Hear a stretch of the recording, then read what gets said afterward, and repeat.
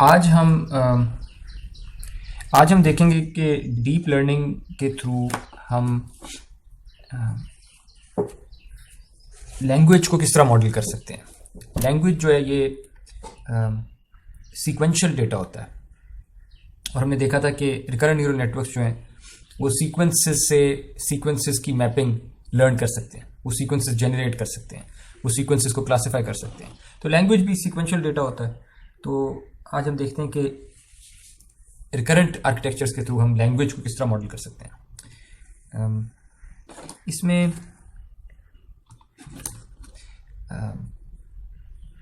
Overall जो हम चीज़ें देखेंगे, हम सबसे पहले देखेंगे कि जो टेक्सचुअल डेटा होता है, कैरेक्टर्स एंड वर्ड्स टेक्स्ट की फॉर्म में होते हैं, उसको सबसे पहले न्यूमेरिक फॉर्म में कैसे लाया जा सकता है ताकि कंप्यूटर उस पर प्रोसेसिंग कर सके।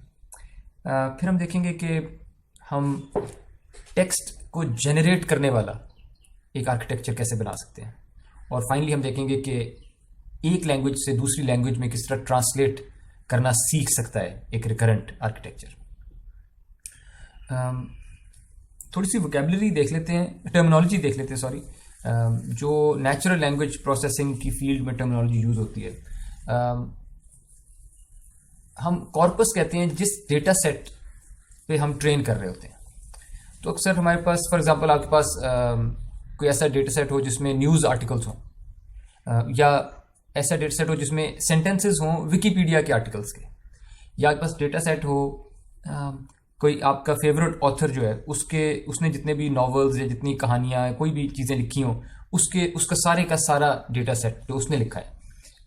तो इसको हम अक्सर कहते हैं कॉर्पस, कि it's a large collection of text जिसके ऊपर फिर हम ट्रेनिंग करते हैं। Then there is a term used known as vocabulary, और वोकैबुलरी होता है कि जो भी आपके पास कॉर्पस है, उस कॉर्पस में उस कॉर्पस के या तो सारे के सारे वर्ड्स, यूनिक वर्ड्स, या फिर जो मोस्ट फ्रीक्वेंटली यूज्ड वर्ड्स होते हैं, उनसे आप वोकैबुलरी बना लेते हैं। ये तो हो गया अगर आप वर्ड्स के साथ डील कर रहे हैं। अगर आप कैरेक्टर्स के साथ डील कर रहे हैं, सिर्फ कैरेक्टर्स, तो फिर आपकी जो अल्फ़ाबेट है वो आपकी वोकैबुलरी है।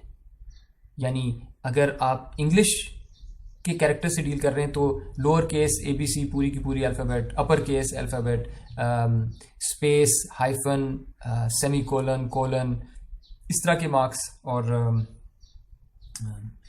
नंबर्स 0 से लेकर 9 तक, ये वो सारे कैरेक्टर्स हैं जिनसे आप इंग्लिश के वर्ड्स बना लेंगे। तो आपकी वोकैबुलरी ये सारे कैरेक्टर्स होंगे, ठीक है। अगर आप वर्ड्स के साथ डील कर रहे हैं तो जैसे मैंने पहले कहा कि जो भी आपके पास कॉर्पस है, उस कॉर्पस में जितने भी वर्ड्स हैं यूनिक, वो सारे मिलके वोकैबुलरी बनाते होंगे। आप अस्यूम करें कि आपके पास एक वोकैबुलरी है, यानी जो भी आपके मॉडल में इनपुट हो रही है लैंग्वेज, जो भी आपके मॉडल में इनपुट हो रही लैंग्वेज, उसकी वोकैबुलरी को हम वी इन कह देते हैं, और उस वोकैबुलरी में जितने नंबर ऑफ वर्ड्स थे यूनिक, उनको हम कह देते हैं के इन।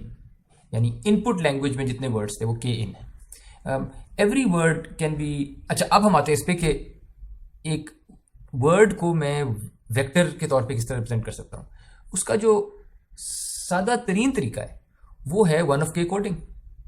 यानी अगर लेट्स अस्यूम कि मेरे पास वोकैबुलरी है लेट्स से 100 वर्ड्स की, तो मैं 1 of 100 कोडिंग से हर वर्ड को रिप्रेजेंट कर दूंगा।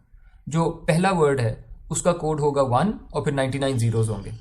जो दूसरा वर्ड है उसमें होगा 0, सेकंड इंडेक्स पे 1 और फिर 98 जीरोज।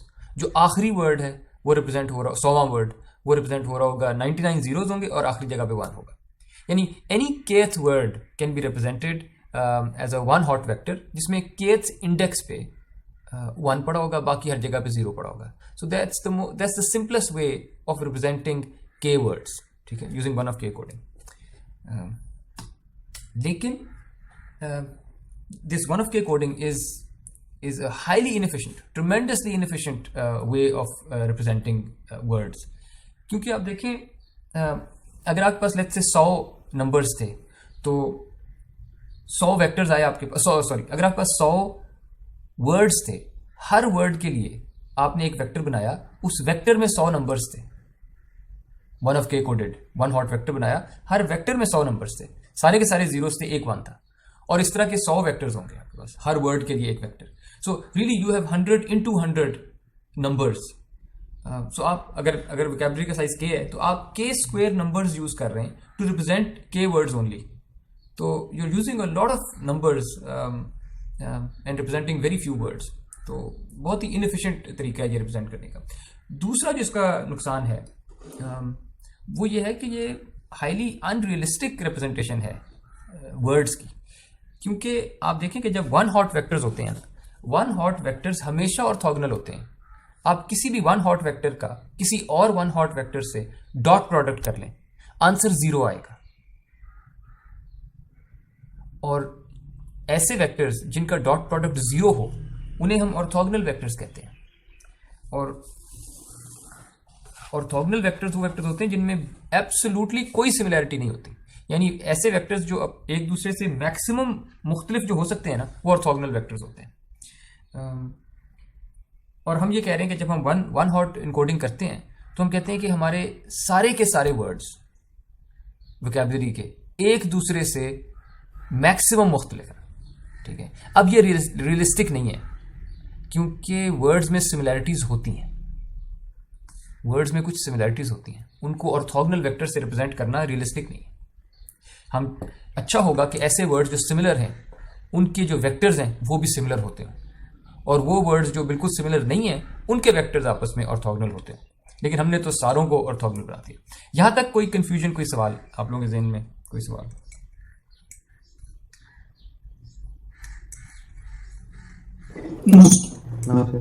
ओके सर जी।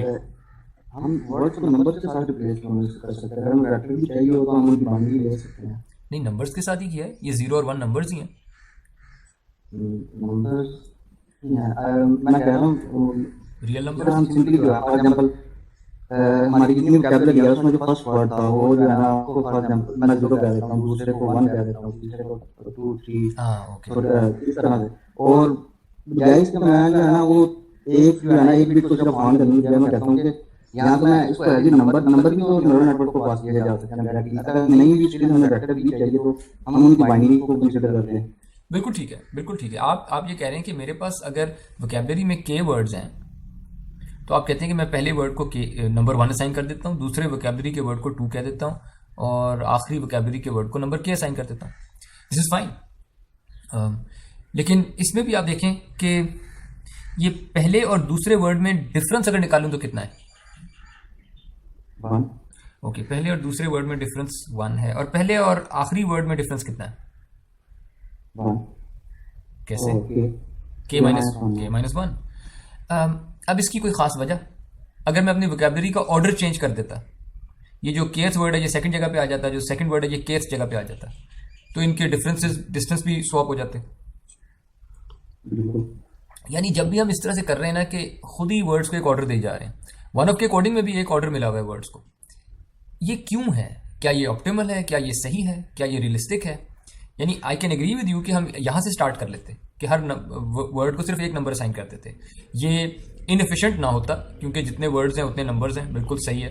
लेकिन अनरियलिस्टिक ये भी है कि कोई भी दो वर्ड्स के दरमियान जो डिस्टेंस है वो ऑर्डरिंग की बेस पे हुआ है, नॉट कि वो वर्ड क्या था।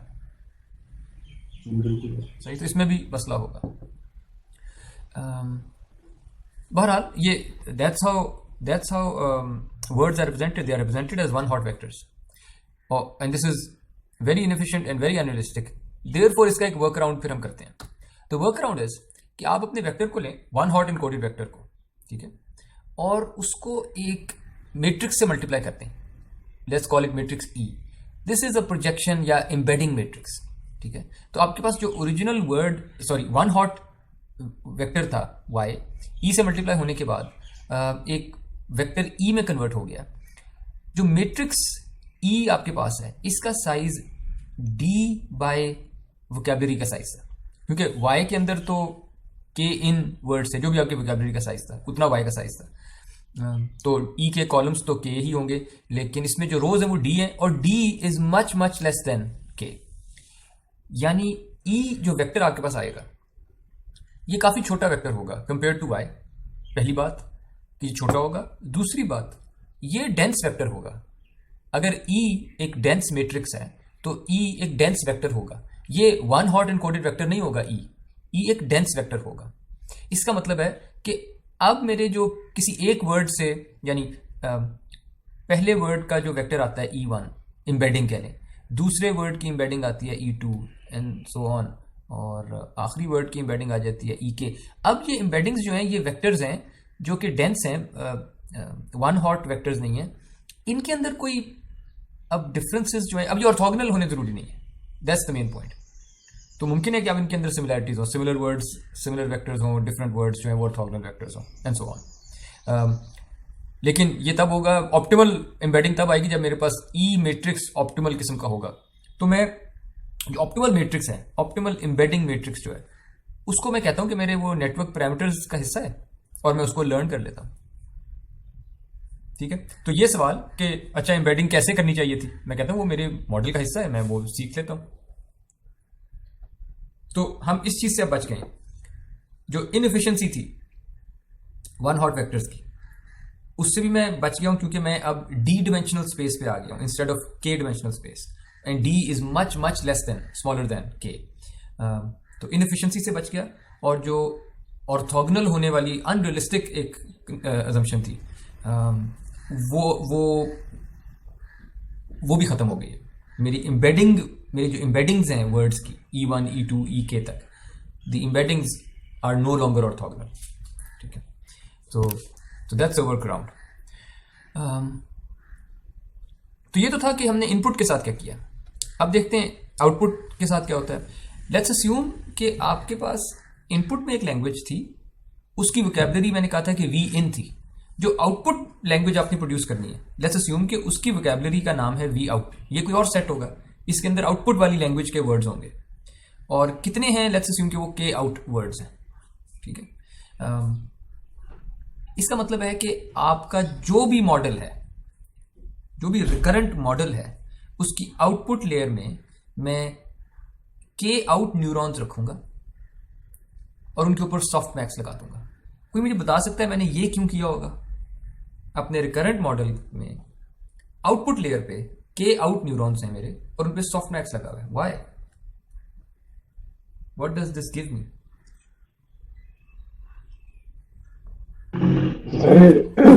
ये आपको वर्ड दिया ना, इस वर्ड के अगेंस्ट आपने वेक्टर जो है वो किया, क्योंकि हमने ई एम्बेडिंग्स को वाई के साथ मल्टीप्लाई किया तो हमारे पास एक ई स्मॉल ई जो है वो आ रहा था।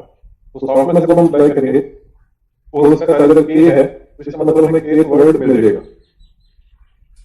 देखिए होगा क्या, आपके पास पूरा प्रोसेस मैं लिखने की कोशिश करता हूं। मेरे पास कोई वर्ड था, इनफैक्ट मेरे पास कोई वर्ड था, वोकैबुलरी का kth word, let's call it V K, मेरी वोकैबुलरी का केथ वर्ड। इसको मैंने वन हॉट इनकोडिंग की और उस वन हॉट वेक्टर को मैं वाई के कहता था।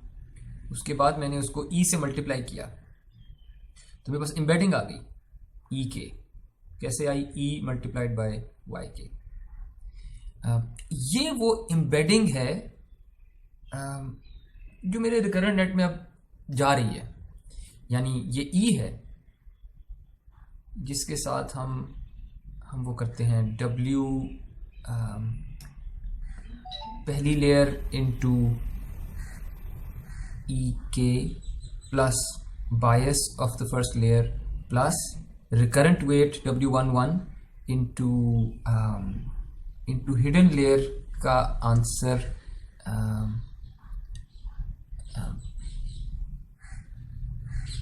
पिछले टाइम स्टेप पे, राइट।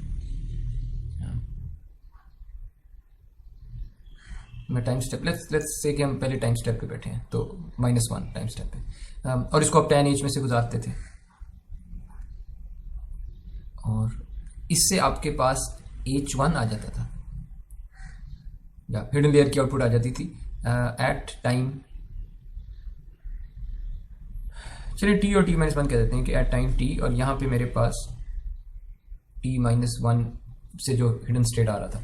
ये मैंने वनीला RNN बनाया, राइट, LSTM या GRU वो नहीं बनाया, लेकिन उसमें भी वो सेल अपने हिसाब से यहाँ प्रोसेसिंग कर रहे होंगे। लेकिन इन ऑल केसेस, चाहे RNN था, चाहे LSTM था, चाहे GRU था, तीनों ने यहाँ पे मुझे hidden state at time t इसने बना के दे देना था, hidden state at time t, और वो मैं फीड करता था। अब यहाँ पे गौर करें कि फिर मैं आउटपुट लेयर के वेट से मल्टीप्लाई करता था हिडन स्टेट को, और बायस ऐड करता था आउटपुट लेयर का, और ये एक वेक्टर आता था। इस पूरे वेक्टर के ऊपर सॉफ्ट मैक्स लगा रहा हूं मैं। और मेरा आप लोगों से सवाल है कि इसका कॉन्सिक्वेंस क्या होगा, ये क्या देगा मुझे? Output vector. वो आउटपुट वेक्टर की इंटरप्रिटेशन क्या है? डिपेंड करता है कि हमने अपने आउटपुट में जो वर्ड लेना चाह रहे हैं, आउटपुट लैंग्वेज का जो वर्ड लेना चाह रहे हैं, वो उसको रिप्रेजेंट करता होगा। ये कोई अच्छा, ये वर्ड को रिप्रेजेंट करता होगा, ओके। पर यू नो कि softmax, you guys should know कि सॉफ्टमैक्स में से जब चीज निकलती है तो क्या क्या आउटपुट होता है सॉफ्टमैक्स से? जब प्रोबेबिलिटीज आती हैं, किसकी? क्लासेस की, तमाम क्लासेस की। सो जब मैं सॉफ्टमैक्स लगाया है के आउट न्यूरॉन्स पे, इतने न्यूरॉन्स पे अगर सॉफ्टमैक्स लगा हुआ है के आउट न्यूरॉन्स पे, यानी जितने मेरी आउटपुट लैंग्वेज में वर्ड्स हैं या उसकी वोकैबुलरी में जितने वर्ड्स हैं, तो इसका मतलब है कि मैं ऐसा करता हूं, इसको मैं अब यहां स्पेस के लिए कि ये जो प्रोड्यूस हुई है ना आउटपुट, ये असल में एक वेक्टर है। इस वेक्टर में पहली जो प्रोबेबिलिटी पड़ी है, ये है प्रोबेबिलिटी कि वोकैबुलरी का पहला वर्ड प्रोड्यूस हो जाए, ठीक है। बल्कि मैं बस इतना ही लिखता हूं, वोकैबुलरी का पहला वर्ड। सेकंड आइटम होगा प्रोबेबिलिटी के वोकैबुलरी का सेकंड वर्ड आना चाहिए, ठीक है। बाय द वे, कौन सी वोकैबुलरी की बात हो रही है? आउटपुट वोकैबुलरी की बात हो रही है। तो मैं यहाँ पे आउटपुट लिख नहीं रहा, but just means output vocabulary and so on कि आउट, ठीक है। यानी जब मैंने यहां पर इनपुट में इनपुट लैंग्वेज का एक वर्ड इनपुट किया, उसकी वन हॉट इनकोडिंग की, उसकी एम्बेडिंग बनाई और उसको हिडन लेयर में से गुजारा, आउटपुट लेयर में से गुजारा, सॉफ्टमैक्स में से गुजारा, तो मेरे पास प्रोबेबिलिटीज आती हैं। ये बात अब आपने बस कैरी करनी है कि मेरे रिकरेंट न्यूरल नेटवर्क से आउटपुट में प्रोबेबिलिटीज निकलती हैं, और ये हर वर्ड की प्रोबेबिलिटी होती है। Any questions?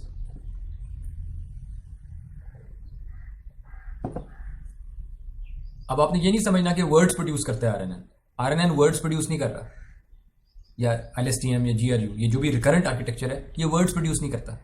ये हर वर्ड की प्रोबेबिलिटी प्रोड्यूस करता है कि क्या प्रोबेबिलिटी है कि पहला वर्ड आउटपुट होना चाहिए, क्या प्रोबेबिलिटी है कि दूसरा वर्ड आना चाहिए, क्या प्रोबेबिलिटी है कि आखिरी वर्ड आना चाहिए, एंड सो ऑन। ओके।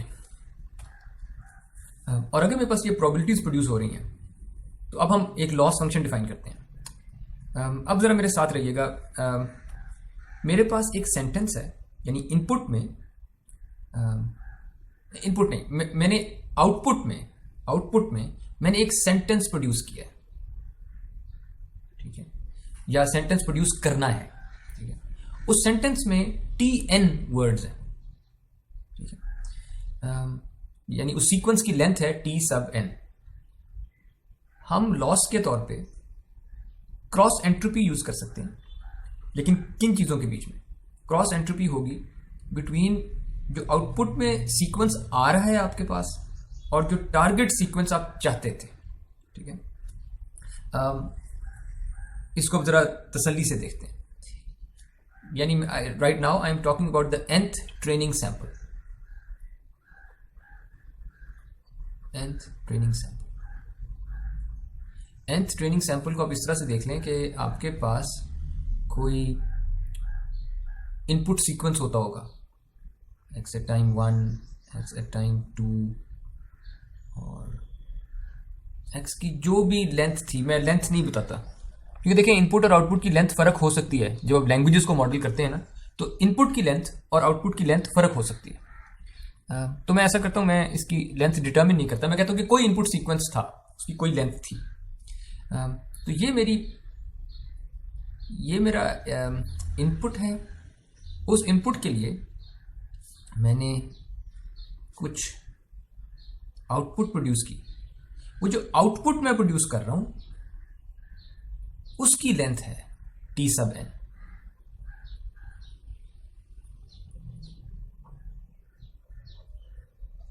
ठीक है, यानी मेरे nth ट्रेनिंग एग्जाम्पल में जो आउटपुट प्रोड्यूस होती है वो एक सीक्वेंस ऑफ वर्ड्स है जिसकी लेंथ है t sub n। इतने वर्ड्स हैं। तो ये हो गई इनपुट, ये हो गई आउटपुट। और लॉस के लिए तो एक तीसरी चीज़ भी होती है आपके पास, और वो तीसरी चीज़ होती है टारगेट्स। और मैं ये चाहूँगा कि मेरे जो टारगेट्स हैं, इसी तरह वो target vector at first time step, target vector eight second time step, so on, target vector eight t sub n time step. तो ये वो तीसरी चीज़ है।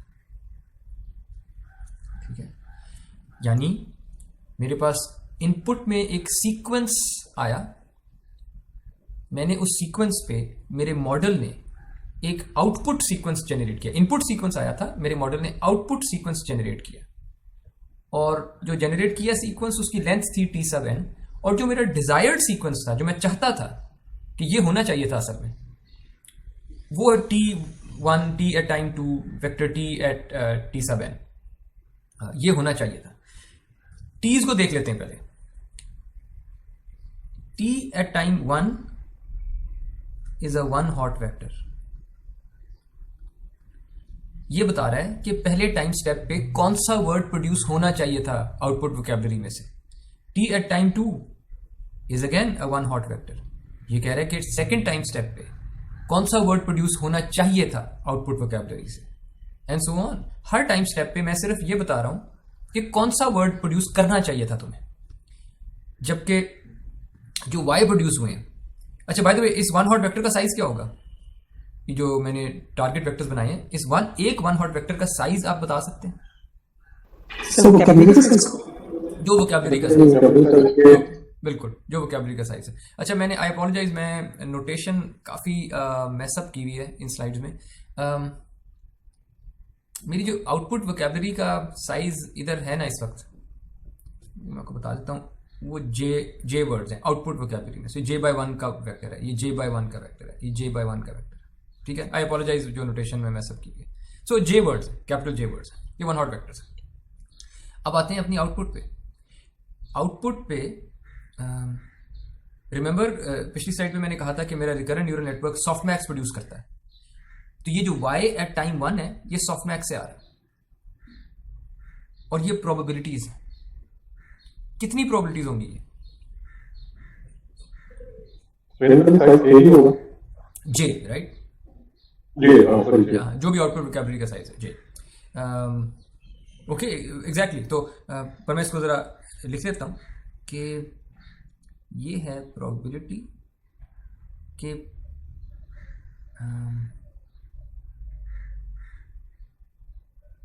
चलिए, मैं अभी डिटेल में नहीं लिखता। ये है पहला वोकैबुलरी का पहला वर्ड प्रोड्यूस होने की प्रोबेबिलिटी, और वोकैबुलरी का दूसरा वर्ड प्रोड्यूस होने की प्रोबेबिलिटी, और वोकैबुलरी का all the way down to vocabulary का जेथ वर्ड प्रोड्यूस होने की प्रोबेबिलिटी। तो ये एक वेक्टर होगा प्रोबेबिलिटीज का वेक्टर, और ये j/1 साइज का होगा। तो मेरे पास ये प्रोबेबिलिटीज की डिस्ट्रीब्यूशन आई है। पहले वर्ड की क्या प्रोबेबिलिटी है, दूसरे की क्या प्रोबेबिलिटी है, तीसरे की क्या है, चौथे की क्या है, एंड सो ऑन। मेरे पास एक प्रोबेबिलिटी डिस्ट्रीब्यूशन है। मेरा रिकरेंट आर्किटेक्चर किसी भी टाइम स्टेप पे प्रोबेबिलिटी डिस्ट्रीब्यूशन आउटपुट करता है। अगले टाइम स्टेप पे फिर से ये प्रोबेबिलिटीज की डिस्ट्रीब्यूशन आएगी, ठीक है, and so on. Her time step पे प्रोबेबिलिटीज की डिस्ट्रीब्यूशन आ रही, वर्ड्स नहीं आ रहे। कभी कभी हम टर्मिनोलॉजी का अब्यूज करेंगे और वर्ड्स कह देंगे, लेकिन यू शुड नो कि जो एक्चुअल आउटपुट है रिकरेंट आर्किटेक्चर की, वो प्रोबेबिलिटीज रिटर्न हो रही होती है। ऑलराइट,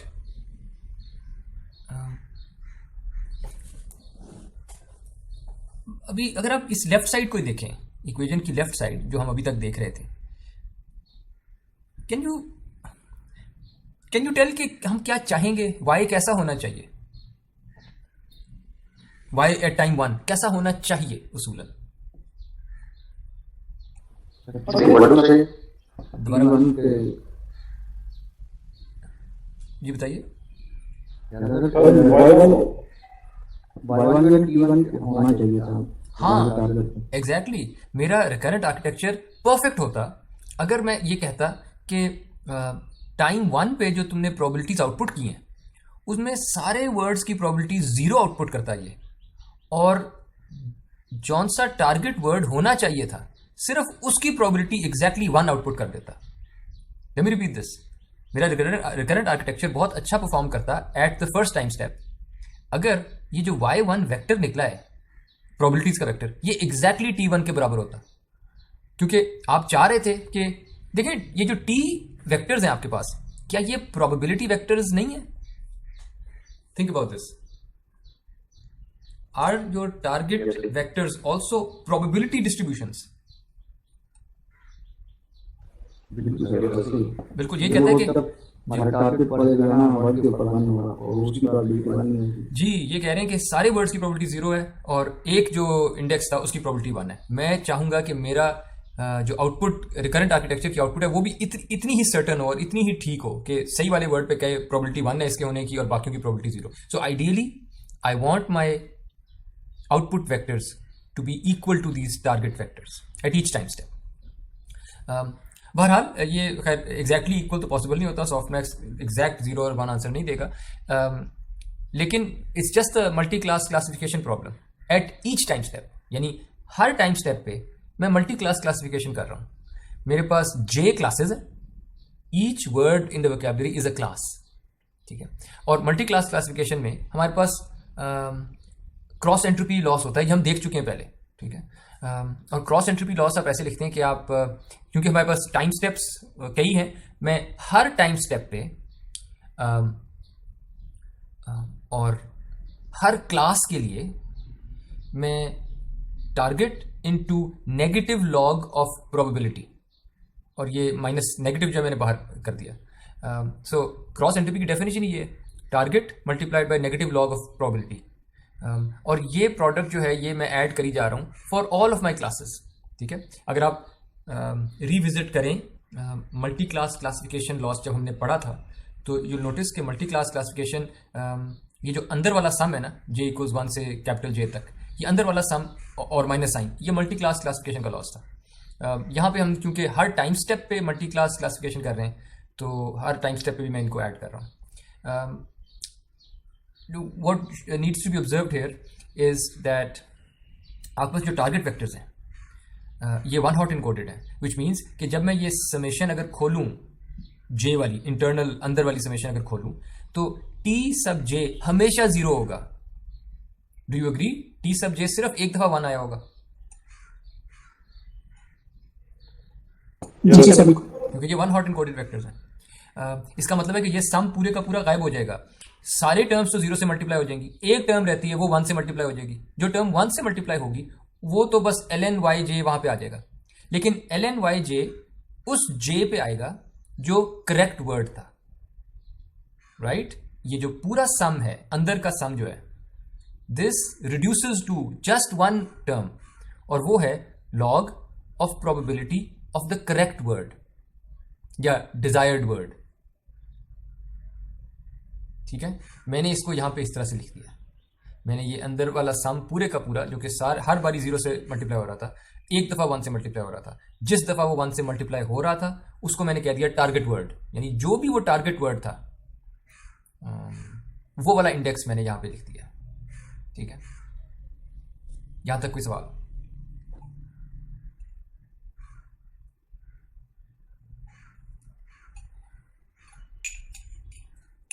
आपकी मल्टी क्लास क्लासिफिकेशन में भी इसी तरह हमने पहले भी ऐसे किया था, तो if there is any confusion multi class classification का लॉस वाला लेक्चर जो है वो दोबारा देख लीजिएगा।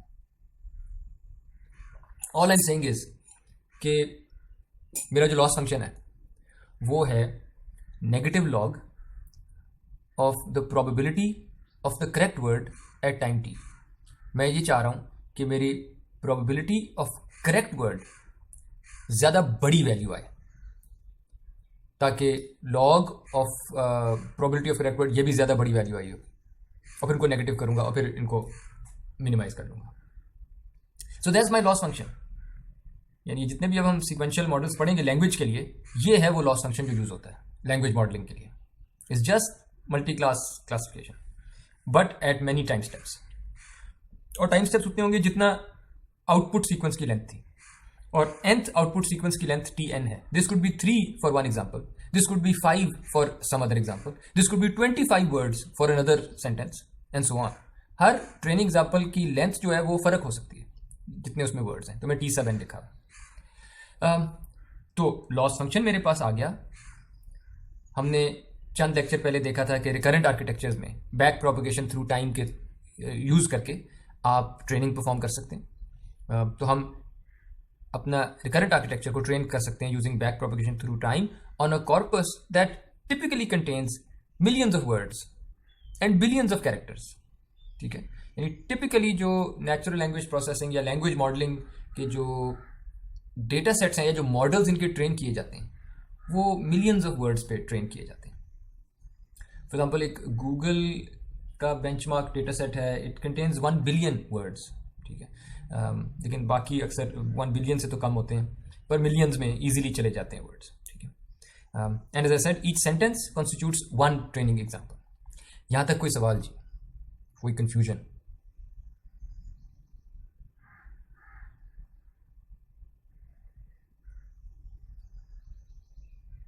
एनी क्वेश्चन जी? क्वेश्चन है. जी जी बताइए. तो जब आपने सेशन खत्म किया तो आपने लॉग ऑफ वाई और विद सेकंड पी और फॉरवर्ड किया था सब. जी जी तो इसका मतलब है कि जहां पे टारगेट नंबर 1 है उससे वो वाली वाई वैल्यू कटा और माइनस वाली लेने. जी बिल्कुल बिल्कुल बिल्कुल. So for example let's say आपके पास एक टारगेट वेक्टर है, जौन सा भी टाइम स्टेप की बात हो रही है, I don't know time step 1 पे लेट्स से, और वो टारगेट वेक्टर है कि आपका पहला दूसरा तीसरा चौथा वर्ड आना चाहिए था, और लेट्स से वोकैबुलरी का साइज था 1 2 3 4 5 6 वर्ड्स की वोकैबुलरी थी, और ये कहते थे कि चौथा वर्ड आना चाहिए. तो इसमें ये सारे जीरोज होंगे, चौथी जगह पे 1 होगा, विच मीन्स कि जब मैं ये नेगेटिव लॉग करूंगा, या लॉग कर लें, लॉग ऑफ वाई 4, वाई का 4th एलिमेंट उस टाइम पे, ये वो प्रोबेबिलिटी है. यानी log of probability of the 4th word at time 1, ये है वो प्रोबेबिलिटी. y4 के अंदर प्रोबेबिलिटी पड़ी होगी 4th वर्ड की. टारगेट वेक्टर ये बता रहा था कि 4th वर्ड है जो मुझे चाहिए, तो मैं उसको कहता हूं अच्छा 4th वर्ड की प्रोबेबिलिटी जो है इसको मैक्सिमाइज करना है तुमने. कुछ क्लियर हुआ? Yes sir please. ओके, और किसी को इस पॉइंट पे कंफ्यूजन?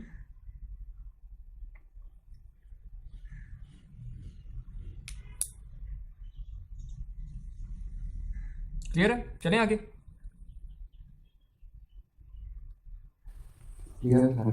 चलें आगे चलते हैं.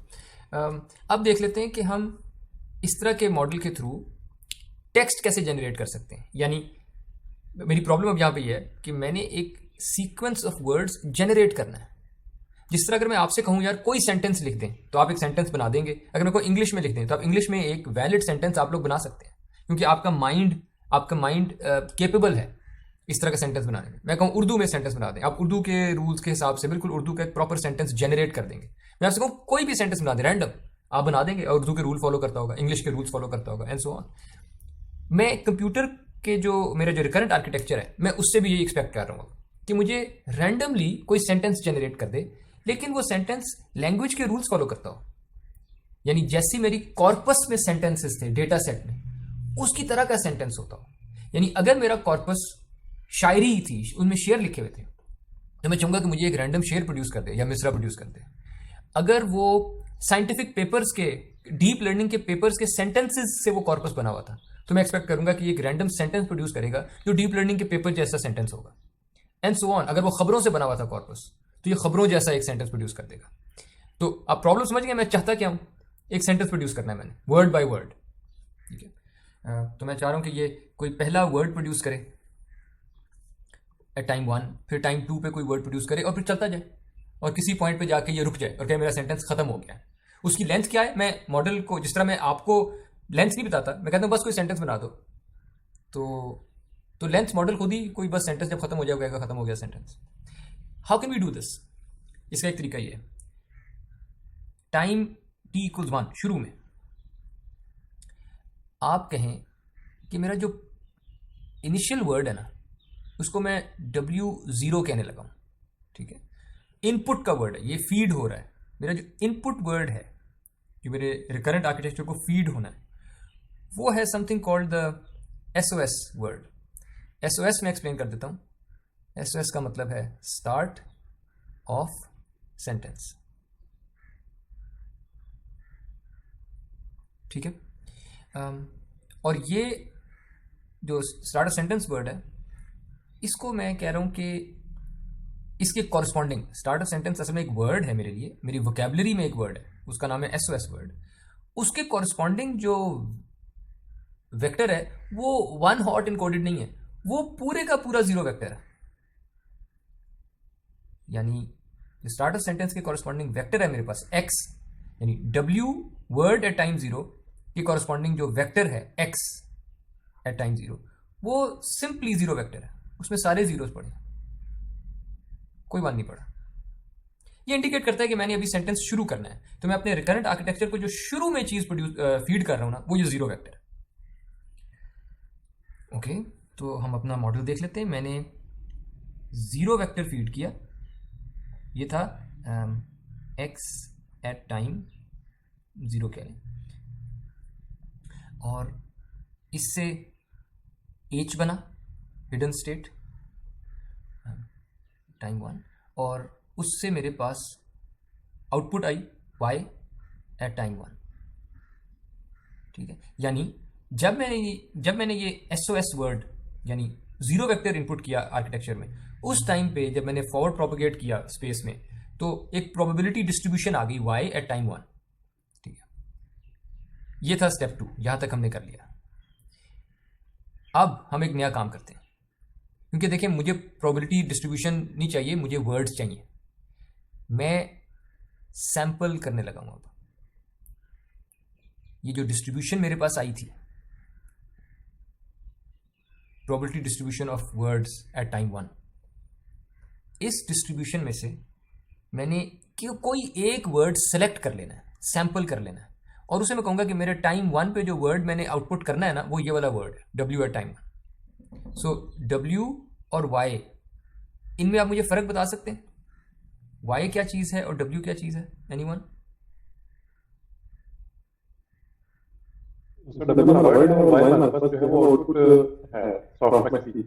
यानी वो प्रोबेबिलिटी डिस्ट्रीब्यूशन है, और वो कह रही है हर वर्ड के होने का कितना चांस था,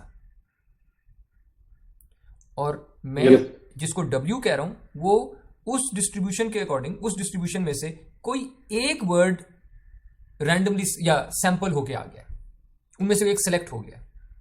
अब ये सिलेक्शन के जो तरीके हैं, सैंपलिंग के तरीके, एक तरीका ये है आर्गमैक्स, यानी जिस वर्ड की प्रोबेबिलिटी सबसे ज्यादा थी वेक्टर Y में, जिस वर्ड की प्रोबेबिलिटी हाईएस्ट थी, वो वाला वर्ड चूज कर ले।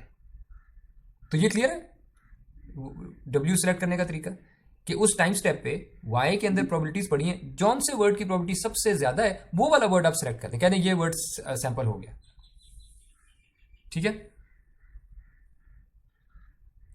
या नहीं? ठीक है सर। ये एक तरीका है। एक और तरीका भी हो सकता है। एक और तरीका ये है कि आप इन प्रोबेबिलिटीज की बेस पे रैंडम सैंपलिंग कर लें। ना, रैंडम सैंपलिंग का क्या मतलब है? लेट्स से आपके पास रैंडम सैंपलिंग इधर ही डिस्क्राइब कर लेते हैं। लेट्स से आपके पास एक बॉक्स है और उस बॉक्स में पर्चियां पड़ी, 1 की पर्ची पड़ी है, 2 की पर्ची पड़ी है, all the way up to 6 तक पर्चियां पड़ी, 1 2 3 4 5 6। अगर मैं ब्लाइंडली इस बॉक्स के अंदर हाथ डालूं और एक पर्ची निकाल लूं, तो तो ये मेरे पास इस बॉक्स में से एक सैंपल निकल आएगा। मुझे बताएं 4 आने का कितना चांस है कि पर्ची पे 4 लिखा हुआ है?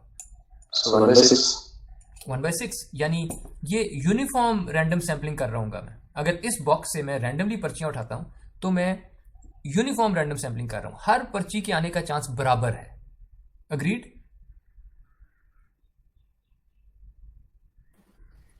या सुनो बाकी लोग? Yes sir.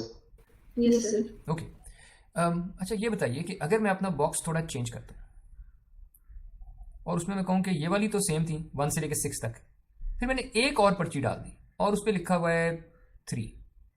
अगर इस बॉक्स से मैं बिल्कुल उसी तरह रैंडमली ब्लाइंडली एक पर्ची उठा लूं तो अब 4 आने का कितना चांस है? 4 आने का,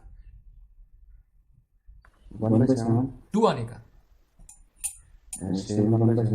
लेकिन 3 आने का चांस क्या है? 3 आने का चांस 2/7 है। सो इसका मतलब है कि मेरी सैम्पलिंग यूनिफॉर्म नहीं है अब, क्योंकि 3 वाली मेरी पर्ची पे 3 लिखे हुए होने का chance is twice the chance of the other numbers.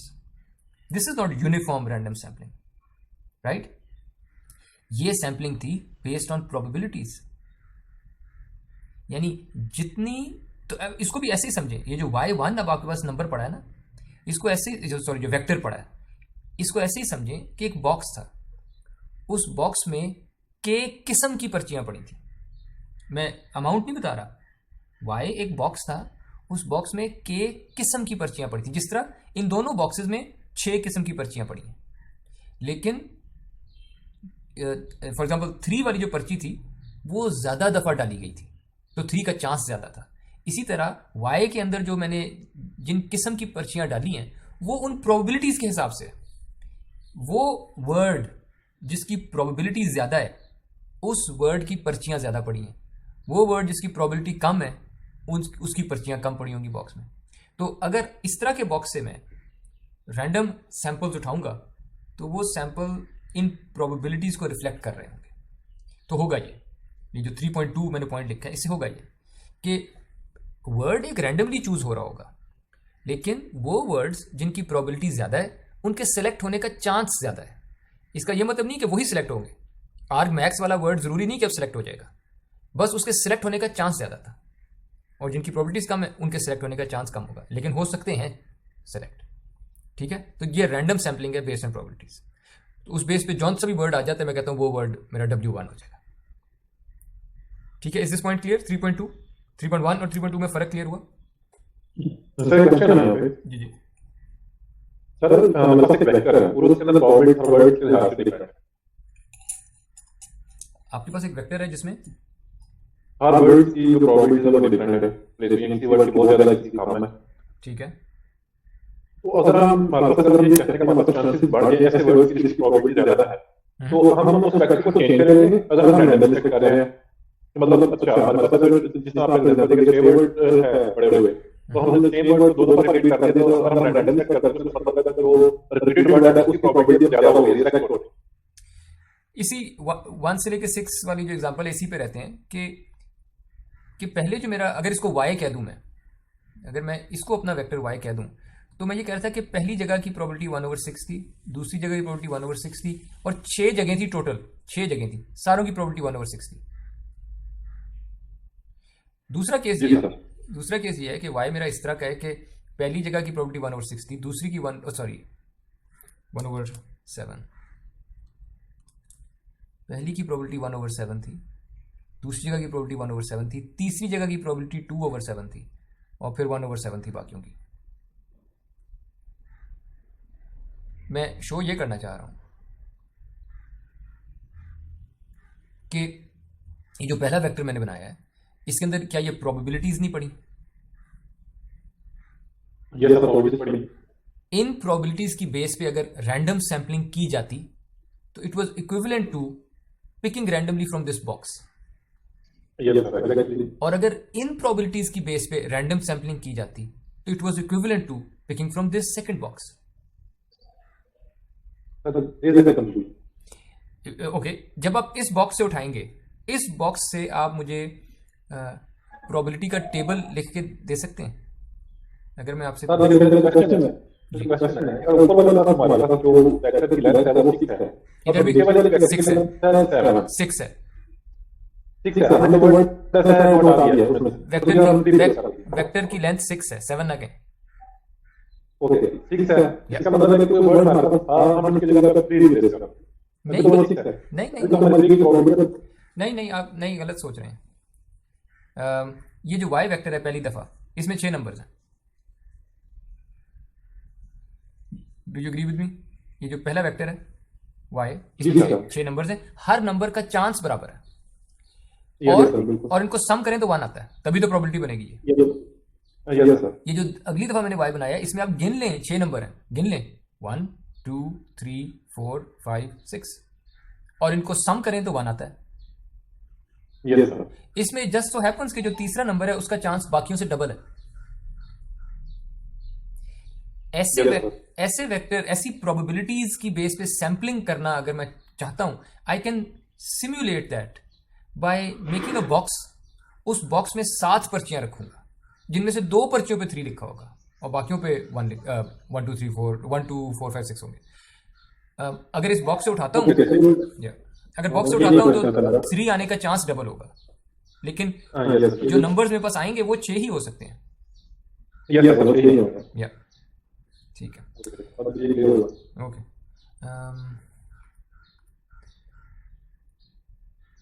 Okay, सो एक प्रॉबिलिटी सैम्पलिंग का क्या तरीका था? ये 2 तरीके थे कि हाईएस्ट प्रोबेबिलिटी वाला वर्ड उठा लो या रैंडमली कोई वर्ड उठा लो, लेकिन जितनी वर्ड की प्रोबेबिलिटी ज़्यादा है उतना उस वर्ड के सिलेक्ट होने का चांस ज़्यादा हो, या और भी कोई भी सैम्पलिंग मेथड उठा लो। सो सैम्पलिंग जो है ये तो पूरी फील्ड है एक, तो सैम्पलिंग के बहुत सारे तरीके हो सकते हैं, तो कोई भी आप सैम्पलिंग का मेथड उठा सकते हैं। इफ टाइम परमिट्स हम लेक्चर के एंड पे एक सैम्पलिंग मेथड वैसे देखेंगे। तो लेट्स अस्यूम कि अब ये बात खत्म हो गई कि हम कोई ना कोई वर्ड सैंपल कर लेंगे उस वेक्टर y एट टाइम 1 में से कोई एक वर्ड सैंपल कर लेंगे। अब हम क्या करने लगे?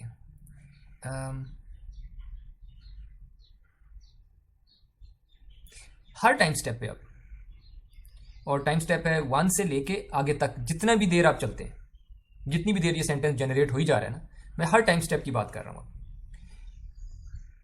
ये जो पिछले टाइम स्टेप पे वर्ड प्रोड्यूस हुआ था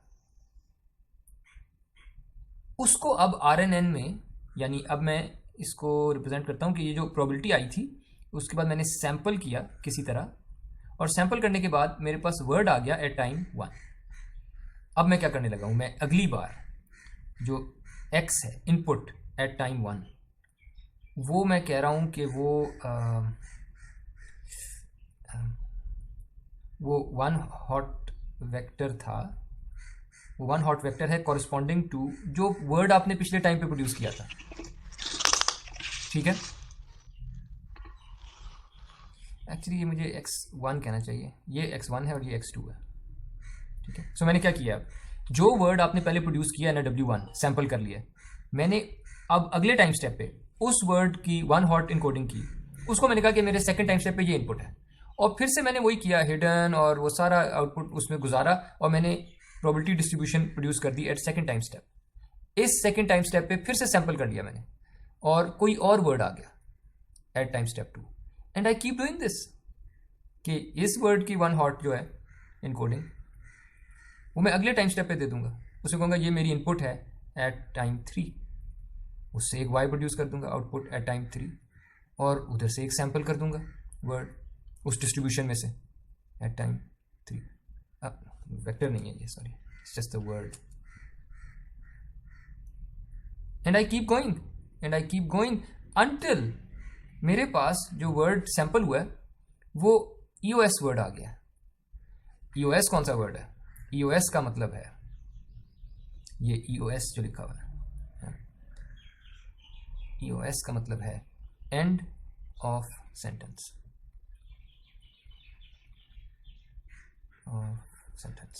ठीक है। सो रियली मेरी वोकैबुलरी में जितने भी वर्ड्स थे ना, आप ये EOS जो है एंड ऑफ सेंटेंस, इसको भी एक वर्ड ही समझें, ठीक है। और इसकी जो 1 हॉट इनकोडिंग है वो आप ऐसे समझें कि जो आखिरी वाली जगह है ना, सारे जीरोज और आखिरी जगह पे 1 पड़ा है, ये एंड ऑफ सेंटेंस वाला वर्ड है। ठीक है, बाकी सारे वर्ड्स को मैं बाकी वेक्टर्स दे दूंगा, ये वाला मैं इसके लिए रिजर्व कर दूंगा। कोई भी आप इसके लिए रिजर्व कर सकते थे एंड ऑफ सेंटेंस के लिए, पर इट्स जस्ट कन्वीनियंट कि हम ये वाला एंड ऑफ सेंटेंस के लिए रख लेते हैं। 0 वेक्टर पूरे का पूरा वो हम स्टार्ट ऑफ सेंटेंस के लिए रख सकते हैं। ठीक है, so I will repeat this process until मेरे पास एंड ऑफ सेंटेंस वाला वर्ड सैंपल हो जाता है। अगर वो सैंपल होके आ गया, इसका मतलब सेंटेंस खत्म हो गया। So that gives you a very simple, extremely simple way of generating text. अगर आपकी वोकैबुलरी में वर्ड्स पड़े थे तो ये वर्ड्स जनरेट हो रहे होंगे, सीक्वेंस ऑफ वर्ड्स। अगर आपकी वोकैबुलरी में वर्ड्स की बजाय अगर कैरेक्टर्स थे, जैसा कि मैंने पहले जिक्र किया, अगर कैरेक्टर्स की वोकैबुलरी है तो फिर आपके पास सीक्वेंस ऑफ कैरेक्टर्स जनरेट हो जाएंगे। ठीक है, नाउ आई डोंट रिकॉल, आपकी जो आरएनएन की असाइनमेंट है उसमें आई थिंक आपने कैरेक्टर्स जनरेट करने हैं। Is it true? Character bye character आप कुछ प्रोड्यूस करना चाहेंगे? जी सर। यानी आपकी जो आरएनएन की असाइनमेंट है उसमें आपकी वोकैबुलरी कैरेक्टर्स से बनी होगी। जो कॉर्पस है वो पूरी वो फाइल है वो टेक्स्ट की जो आपको दी गई है, दैट्स द कॉर्पस। वोकैबुलरी उस टेक्स्ट को बनाने वाले जितने भी कैरेक्टर्स थे, इंक्लूडिंग स्पेस, कॉमा, जो भी, न्यू लाइन, व्हाटएवर। इनफैक्ट वो न्यू लाइन जो होता होगा वो may be and of sentence के तौर पे आप ट्रीट कर सकते होंगे। तो हाँ, अगर आपकी वोकैबुलरी कैरेक्टर से बनी हुई है तो यही एल्गोरिथम जो स्लाइड पे लिखा हुआ है उसमें वर्ड्स को आप कैरेक्टर से रिप्लेस कर दें। हर कैरेक्टर अब वन हॉट वेक्टर होगा। हर कैरेक्टर अब 1 हॉट वेक्टर होगा। अगर आप वर्ड प्रोड्यूस करना चाहते हैं तो हर वर्ड एक 1 हॉट वेक्टर होगा, एंड सो ऑन। तो ये है लैंग्वेज जनरेशन का एक मॉडल, टेक्स्ट को जनरेट करने वाला।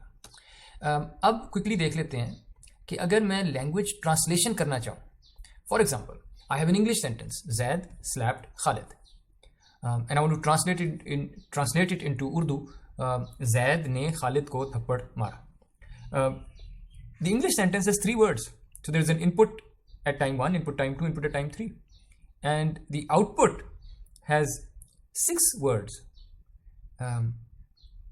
Why the word at time 1, the word at time 2, and all the way up to the word at time 6.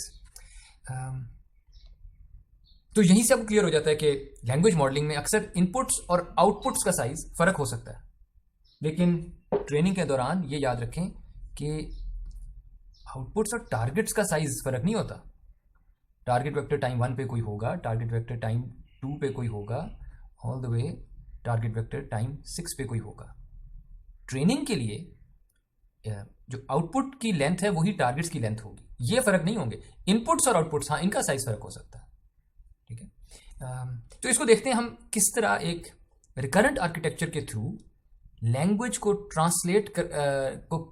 को ट्रांसलेट करने वाला डीप मॉडल या एक रिकरेंट आर्किटेक्चर कैसे लर्न कर सकते हैं।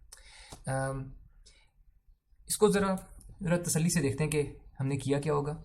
हमने असल में तो हमारे पास एक वर्ड था Zaid, this was the first word, और या इस first word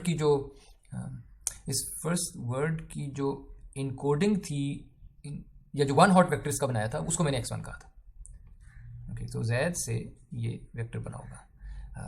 second word was slapped का जो 1 हॉट वेक्टर है वो x2 है, यानी x at time 2, that's the input at time 2, and then Khalid, that's the word at time 3, you get the 1 hot vector at time 3। हर time step पे मैं embedding produce करता हूँ, यानी जो भी 1 हॉट वेक्टर था उसको मैट्रिक्स E से मल्टीप्लाई करता हूँ और I get the embedding. So I get these 3 embeddings at each time step. हर टाइम स्टेप पे मैं करता क्या हूँ, this is where my recurrent architecture comes in. मेरी एम्बेडिंग इनपुट हुई डी डिमेंशनल, हिडन लेयर ने अपनी आउटपुट निकाली, है वो रिकरेंट मॉडल की आउटपुट नहीं निकली, हिडन लेयर की आउटपुट निकली है सिर्फ। और वो कैसे निकलती है, वो इनपुट को देखता है और वो प्रीवियस हिडन स्टेट को देखता है एट टाइम 0, इनिशियली टाइम 0 पे जो भी रैंडमली इनिशियलाइज होगा या जो भी है।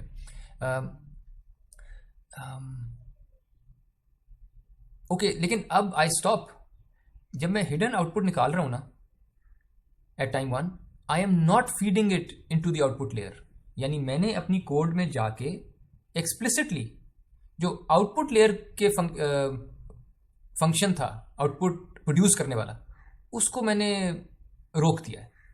मैं अपनी फॉरवर्ड प्रोपगेशन इन स्पेस जो है वो सिर्फ हिडन लेयर तक कर रहा हूँ, हिडन लेयर से आगे कुछ भी नहीं कर रहा मैं, ठीक है।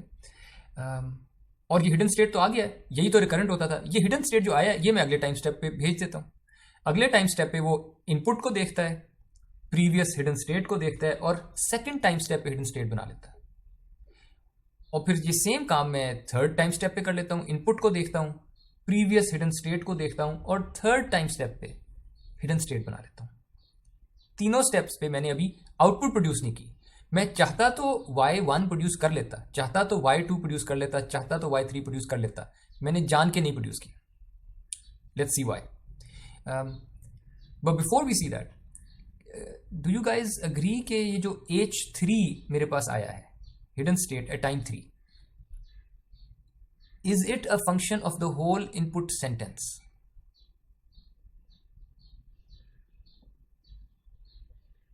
बिल्कुल सर। क्या मैं H2 के बारे में ये कह सकता हूं? नो सर, ये इसके- लास्ट वाले प्रकरण इंक्लूड नहीं करता। So मैं कहूंगा H2 is a function of the first two words, Zaid and slept. बिल्कुल sir. But H3 is a function of all of the input words. Okay, ये मेरी पूरी input पे डिपेंड करता है। Great. अब देखते हैं कि मैंने आउटपुट क्यों नहीं प्रोड्यूस की किसी भी टाइम स्टेप पे। रिमेंबर, मेरी लैंग्वेज ट्रांसलेशन प्रॉब्लम है। तो व्हेन आई से जैद स्लैप्ड खालिद, ना इमेजिन कि मैंने आपको सिर्फ x1 दिखाया, जैद दिखाया है, तो जैद को तो मे बी आप ट्रांसलेट कर दें उसी वक्त कि हाँ जैद लिखा हुआ है, उर्दू में जैद लिख दो। उसके बाद सेकंड टाइम स्टेप पे आपने देखा स्लैप्ड लिखा हुआ है। अब आप क्या करेंगे? अगर आप ट्रांसलेट कर रहे होते, पहले जैद देखा होता आपने, फिर स्लैप्ड देखा होता, तो आप क्या ट्रांसलेट कर देते अभी जैद थप्पड़? क्या आप ये ट्रांसलेट करते? नो सर, वेट करके आ गया। Exactly. So as far as language translation is concerned, you need to look at the whole sentence before you start translating. और ये मैंने जब RNNs पढ़ा रहा था तब मैंने कहा था कि RNNs का एक जो फ्लेवर होता है या वेरिएशन होती है वो होती है many to many but delayed।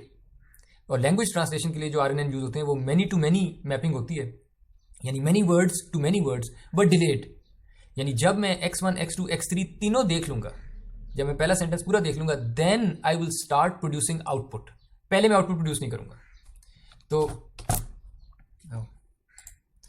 तो देयरफॉर ये जो पिछली स्लाइड पे था ना कि मैंने इनकोडिंग्स मैंने हिडन स्टेट बना लिए 3 टाइम स्टेप्स पे, इस पूरे प्रोसेस को मैं अब अगली स्लाइड पे ग्रीन बॉक्स के अंदर शो कर रहा हूं। Just take a few seconds to note के ग्रीन बॉक्स में एग्जैक्टली पिछली स्लाइड वाला काम लिखा हुआ है। Do you guys agree? And you guys also agreed कि h at time 3 is a function of the whole input sentence? You agree, right? बिल्कुल सर। ये जो h at time 3 है ना, इसको अब मैं कह रहा हूं कि ये मेरे पूरे इनपुट सेंटेंस की एक इनकोडिंग आ गई है। ये एक वेक्टर होगा, m डिमेंशनल, m नंबर्स होंगे इस वेक्टर में, और मैं कह रहा हूं this vector h at time 3 represents my whole input sentence. Zaid slapped Khalid पूरे की जो एक समरी आ गई है वो h3 वेक्टर के अंदर पड़ी है। I will interpret it as a summary of the whole sentence, क्योंकि it's a function of the whole sentence. ये जो ग्रीन बॉक्स है ना, जब हम इसको इस तरह एज अ बॉक्स देखें, असल में तो ये बॉक्स कोई नहीं है, असल में तो एक ही रिकरेंट आर्किटेक्चर था। इन टाइम में बार बार उसको कॉल कर रहा था। ये तो अनफोल्ड किया हुआ है मैंने टाइम में। जब अनफोल्ड करता हूँ टाइम में तो आपको ग्रीन सा बॉक्स नजर आता है। इस तरह से जब इसको ट्रीट कर रहा हूँ ना कि मैं आउटपुट निकाल ही नहीं रहा, इसकी हिडन स्टेट और हिडन स्टेट यही कंप्यूट करी जा रहा हूँ, ये मैं अपने इनपुट सेंटेंस की इनकोडिंग प्रोड्यूस कर रहा हूँ। So the green box is an encoder that encodes my whole input sequence as a vector h at the last time step 3. Now let's look at the blue box. At time 3 मैंने पूरा sentence देख लिया है, Zaid slapped Khalid. I can start producing outputs. तो मैं h3 को देख के, now look at the blue box, h3 चूंकि मेरे पास आ गया है, now I start outputting the probability distribution के पहले टाइम स्टेप पे, अब मेरी आउटपुट का ये टाइम स्टेप शुरू हो रहे हैं कि मेरे आउटपुट का जो पहला वर्ड है वो कौन सी प्रोबेबिलिटी डिस्ट्रीब्यूशन है over the words output vocabulary के। ये उर्दू की वोकैबुलरी पे प्रोबेबिलिटी डिस्ट्रीब्यूशन है वाई। एक्स जो है ये इंग्लिश की वोकैबुलरी से आ रहे थे, जो वाई है ये उर्दू की वोकैबुलरी के ऊपर प्रोबेबिलिटी डिस्ट्रीब्यूशन है। और ये अगर मैं 6 दफ़ा इस यानी आइडियली होगा ये कि एक प्रोबेबिलिटी डिस्ट्रीब्यूशन आएगी एट टाइम 1 जिसमें मैं चाहूँगा कि जैद की प्रोबेबिलिटी ज़्यादा हो, ठीक है। अगली दफ़ा मैं चाहूँगा कि ने की प्रोबेबिलिटी ज़्यादा हो, अगली दफ़ा मैं चाहूँगा कि खालिद की प्रोबेबिलिटी ज़्यादा हो, अगली दफ़ा को, यानी जो भी करेक्ट ट्रांसलेशन है मैं चाहूँगा कि वो उस सीक्वेंस ऑफ वर्ड्स की प्रोबेबिलिटी ज़्यादा हो इन सारे टाइम स्टेप्स पे। बहरहाल ये जो ब्लू बॉक्स है दिस रिप्रेजेंट्स द डिकोडर। तो ये पूरा इंकोडर डिकोडर फ्रेमवर्क है which is very popular in deep learning now. Almost सारे के सारे कॉम्प्लिकेटेड जो सॉल्यूशंस हैं वो इनकोडर डिकोडर फ्रेमवर्क से सॉल्व होती हैं कि आप इनपुट लेते हैं, अपनी इनपुट को इनकोड कर लेते हैं और फिर उस इनकोडिंग को यूज़ करते हैं आउटपुट प्रोड्यूस करने के लिए। यानी आप उस इनकोडिंग से अब कोई वाइज जो है वो डीकोड कर रहे हैं। This blue box is the decoder that uses encoding at the last time step H3 to generate the output sequence as a sequence of words, the output sentence as a sequence of words from the output vocabulary. इसमें आप note करें कि जब मैं second word produce करना चाहता हूँ या सेकंड वर्ड की प्रोबेबिलिटी लेके आता हूँ वो y1 पे डिपेंड नहीं कर रही होती। जिस तरह से मैंने ये डिकोडर बनाया कि मैंने पिछली दफ़ा कौन से वर्ड प्रोड्यूस करने के चांसेस ज़्यादा रखे थे ये मैं नहीं देख रहा when I produce the second word. For example अगर मुझे पता होता कि मैंने पिछली दफ़ा जैद कहा है तो मेरे मॉडल को हेल्प मिल जाती कि अगर पिछली दफ़ा जैद कहा है तो अगली दफ़ा आई डोंट नो मतलब ने आने का चांस फिर बढ़ जाएगा, ठीक है। या अगर पिछली दफ़ा थप्पड़ कहा है तो अगली दफ़ा मारा आने का चांस बढ़ जाएगा। सो अगर मैं अपने पिछले प्रोड्यूस्ड वर्ड को देख लूँ तो अगले वर्ड को जनरेट करना मेरे लिए आसान हो जाएगा। तो एक better decoder I can get a better decoder this way, जिसमें अब मैंने पता इनकोडर डिकोडर ज़रा से मैंने खोल के लिख दिए हैं। होगा ये कि मेरे पास जैद स्लैप्ड खालिद, लेकिन एंड ऑफ सेंटेंस भी तो होगा ट्रेनिंग में, यानी I will tell the model कि अच्छा मेरे पास सेंटेंस खत्म हो गया। तो इनफैक्ट इंस्टेड ऑफ H3 मैं H4 एक प्रोड्यूस कर सकता हूँ। रिगार्डलेस वो H4 जो है वो मेरे डिकोडर में ही तो फीड हो रहा है, क्योंकि H4 पे ही तो आप या आखिरी इनकोडिंग पे ही तो आप आउटपुट निकालते थे। तो मैंने यहाँ पे ज़रा अलहदा करके लिख दिया उन्हें कि डिकोडर की जो पहली हिडन स्टेट है वो ये H4 ही है, ये कॉपी पेस्ट हुआ हुआ, ठीक है। नहीं वेट डिकोडर का जो H एट टाइम 0 जिसे कहते हैं इनिशियल हिडन स्टेट वो H4 है।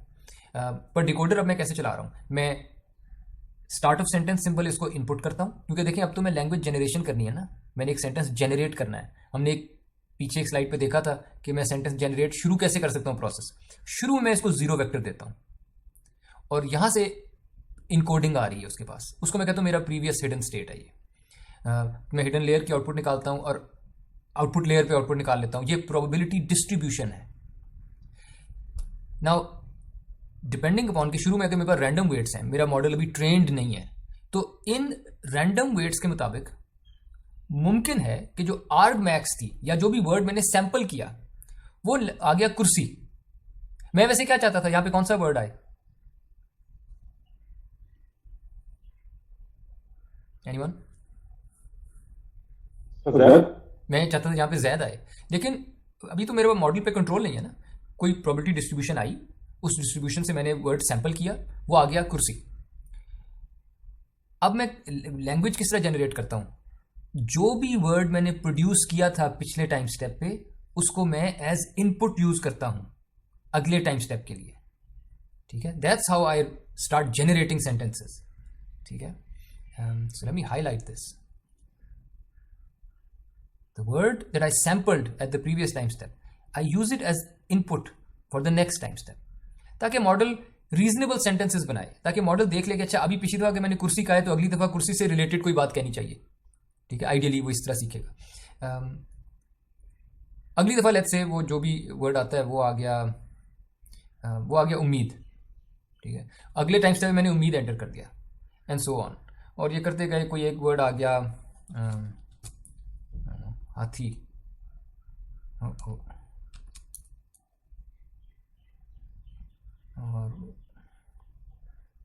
and so on. I mean, you get the idea. Right? तारीकी और तारीकी and so on. So ये words, ये एक random सा sentence generate कर दिया इसने. Now obviously this sentence is not right. The sentence that I wanted was Zaid ने खालिद को थप्पड़ मारा, लेकिन इसने सेंटेंस क्या बना दिया है, कुर्सी, उम्मीद, बीच में कोई और वर्ड्स होंगे, होशियार, चालाक, हाथी, तारीकी, मकबूल, इस तरह के उर्दू के कोई वर्ड्स प्रोड्यूस करी जा रहा है, मे बी क्योंकि ट्रेंड नहीं है मॉडल ना।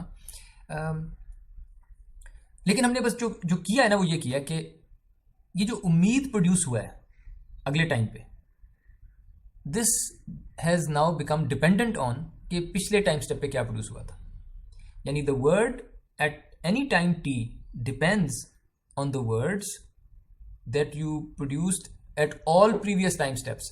देखें ये जो तारीकी यहां पे लिखा हुआ है, ये तारीकी पिछले टाइम स्टेप पे अगर लेट्स से हाथी कहा था आपने तो इस पर डिपेंड करता है, लेकिन हाथी आपने जो कहा था ये डिपेंड करता था अपने प्रीवियस टाइम स्टेप पे। तो कोई भी टाइम स्टेप पे जो आपने आउटपुट अब प्रोड्यूस की है, it depends on all previous output words and it depends on all the input words as well.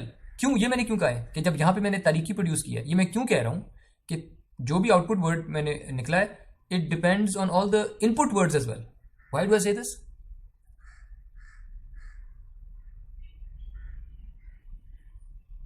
Word related है ना, क्या है मतलब वर्ड्स में सिमिलरिटी है ना, मतलब इसके बाद क्या आता है उस पर भी डिपेंड करता है आउटपुट, इसलिए खालिद और तारीकी में क्या सिमिलरिटी है? इंग्लिश का खालिद और उर्दू के तारीकी, इसमें तो कोई सिमिलरिटी नहीं है। सिमिलरिटीज का क्या ताल्लुक है? मैं ये कह रहा हूं कि ये तारीकी डिपेंड कर रहा है इनपुट सीक्वेंस पे, ये मैं क्यों कह रहा हूं? क्योंकि हमारे पास इनपुट सीक्वेंस से जो इन्फॉर्मेशन पास होती है इतना तरीके तक पहुंचती है, यानी तरीके में जो हमारे पास वाई आ रहा था y6, इसमें जो है ना हमारे पास x3 भी होगी, x2 भी होगी, जो इनपुटर की वाले की इन्फॉर्मेशन। एग्जैक्टली इसकी वजह से, इस एरो की वजह से, ये इनपुट इनकोडिंग थी ना h या टाइम 4, जो कि मेरा इनिशियल हिडन स्टेट बना था डिकोडर के लिए। तो पूरे का पूरा डिकोडर जो भी अब करेगा वो h4 की वजह से हो रहा है, और h4 जो है वो इनपुट सीक्वेंस को देख के बन रहा है। Do you guys agree?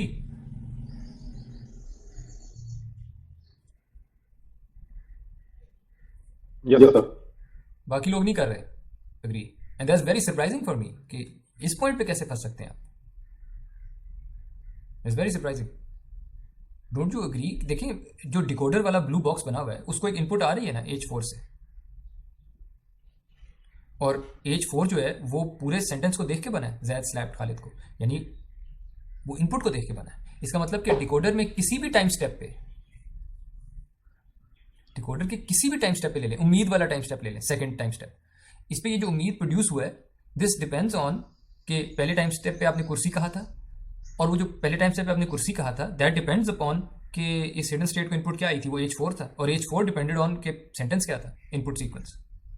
ठीक है, तो ये मैं समराइज करना चाह रहा हूं कि ये जो हमने नया डिकोडर बनाया है, जिसमें हमने आउटपुट वर्ड को अगले टाइम स्टेप पे इनपुट वर्ड कह दिया, इसमें हमने किया ये है कि हमने जो प्रोबेबिलिटी डिस्ट्रीब्यूशन थी at time t+1, we have made it conditional on the word that you sampled at the previous time step. Therefore मैं ये जो वेक्टर y है मेरे पास at any time step t, vector y at any time step t, उसकी जो जेथ probability जो उसके अंदर पड़ी है, जेथ प्रोबेबिलिटी, वो ये कह रही है प्रोबेबिलिटी ऑफ, ये प्रोबेबिलिटी है कि टाइम t पे जो आउटपुट वर्ड है वो वोकैबुलरी, आउटपुट वोकैबुलरी का जेथ वर्ड हो, राइट?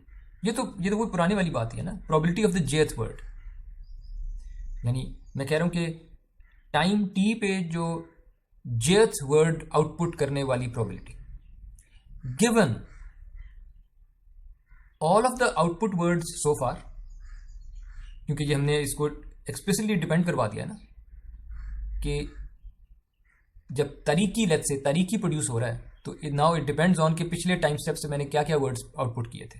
तो it depends given the output word at the previous time step and the output word at the 2 time steps earlier and so on until the first time step. ठीक है, सारे output words और सारे input words भी, उनको मैं W1 W2 WT इन कह रहा हूँ क्योंकि इनपुट सेंटेंस की जो भी लेंथ थी. ठीक है,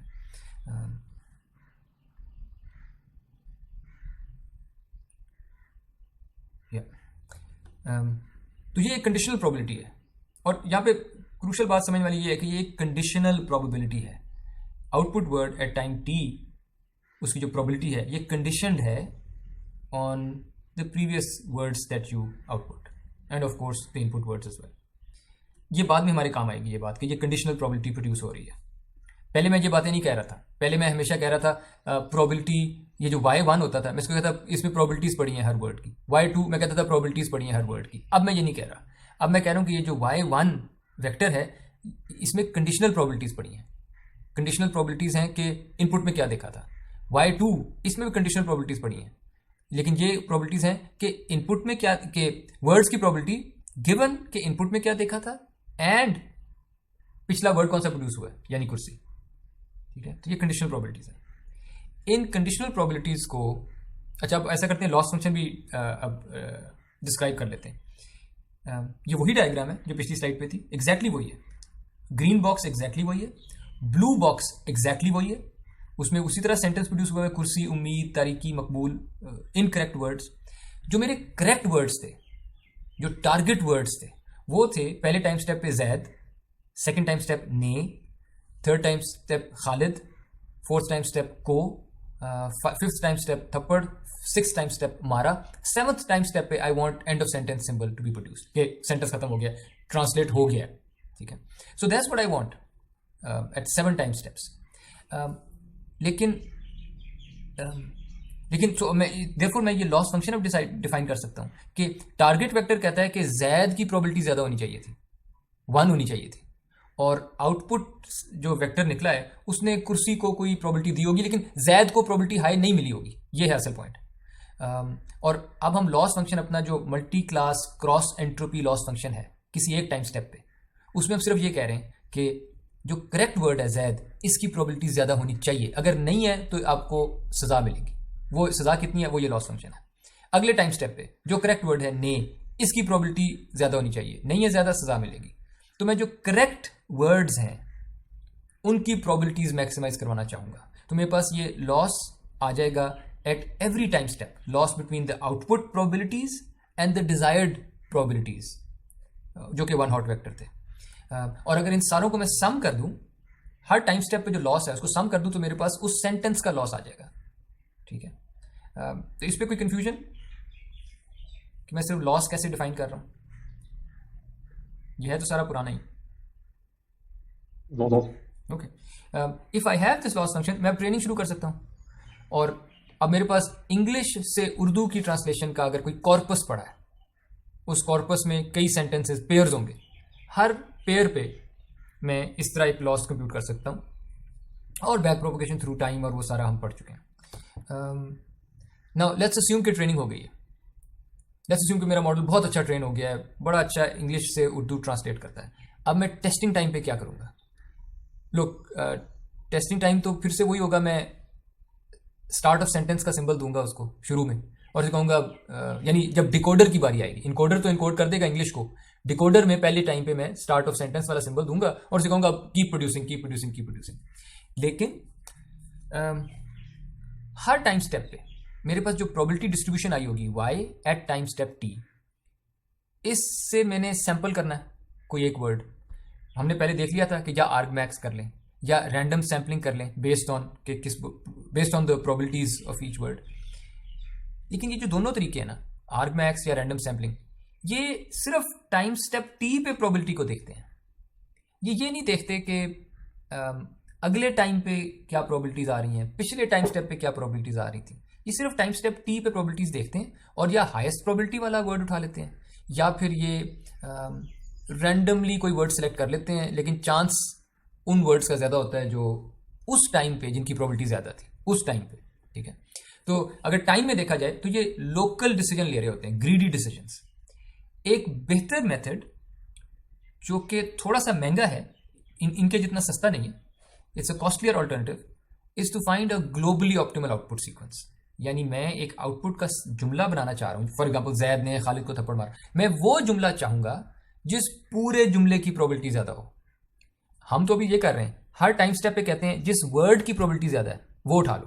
भाई मुमकिन है कि किसी एक टाइम स्टेप पे एक वर्ड की प्रोबेबिलिटी ज्यादा है, हमने वो सिलेक्ट कर लिया, लेकिन उससे जुमला खराब हो गया, ओवरऑल जुमले की जो प्रोबेबिलिटी है ना वो लो हो गई है। सो मैं लोकल ग्रीडी डिसीजन नहीं लेना चाहता, मैं ओवरऑल वो जुमला उठाना चाहूंगा कि उस पूरे जुमले की प्रोबेबिलिटी ज्यादा हो। इसका जो एल्गोरिदम है उसे बीम सर्च कहते हैं। और ये एल्गोरिदम एक्चुअली बड़ा सादा है। किसी भी टाइम स्टेप पे लेट्स से टाइम स्टेप 1 में पहला वर्ड प्रोड्यूस करना है, तो जिसको आप y1 कहते हैं, ये असल में तो बहुत सारी प्रोबेबिलिटीज होंगी इसके अंदर, पहले वर्ड की, दूसरे वर्ड की, तीसरे वर्ड की, एंड सो ऑन, आखिरी वर्ड की। जितना भी आपका वोकैबुलरी का साइज था, यानी आउटपुट वोकैबुलरी का जो भी साइज था, ये उतना बाय 1 का एक वेक्टर है। और वोकैबुलरी का साइज इजीली हज़ारों में हो जाता है। इजीली वोकैबुलरी का जो साइज है इजीली 10,000 हो जाता है, लाख हो सकता है, कई लाख हो सकता है। सो वोकैबुलरी में बहुत सारे वर्ड्स होते हैं अगर आप वाकई लैंग्वेजेस पे काम कर रहे हैं तो ये वेक्टर बहुत बड़ा वेक्टर होता है, ठीक है, ये जो आउटपुट का वेक्टर होता है। हम क्या करने लगे, इसके अंदर लेट्स से 10,000, आपकी वोकैबुलरी का साइज 10,000 वर्ड्स है, so you have 10,000 probabilities over here. In beam search I pick the top K highest probabilities.